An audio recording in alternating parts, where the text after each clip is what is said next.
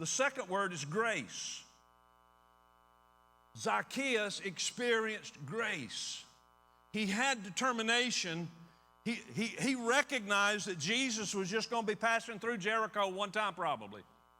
And he was going to do everything he could. There was a sense of urgency that he wanted to make sure that when Jesus passed through, he was determined to make sure that he was going to be helped by Jesus. He had that, but also he needed grace. All through this passage we read together, we can see the amazing grace of God. Here's a little man, Zacchaeus. He's too short to see over the crowd, so he runs ahead. He climbs up in a sycamore tree so he can see Jesus. Verse 5 tells us when Jesus got to the spot. I've always been intrigued by that. Aren't you thankful that God knows the spot where you are, where he needs to look to you? He's going to stop in his tracks this morning at the spot where you're going to listen to him. Are you willing, are you determined to do whatever it takes to make sure that when Jesus passes by this morning that he touches you?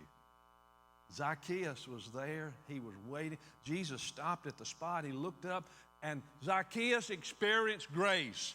Jesus said, "Come down, Zacchaeus. Today I'm going to go to your house." And immediately Zacchaeus came down, and he experienced the grace of God.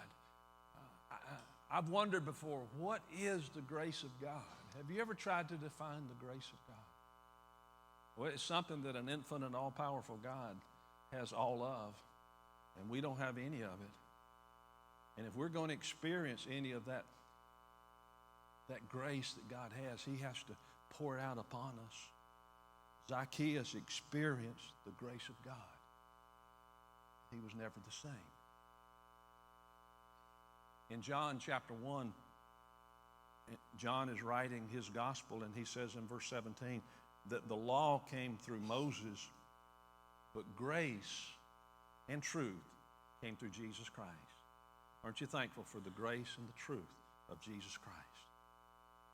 Titus chapter 2, verse 11 teaches us that the grace of God that brings salvation has appeared to everyone.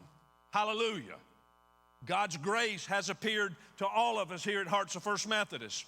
And wherever anyone is looking up, trying to make sure they come in contact with the one who gave his life on the cross, the grace of God flows out to change our lives.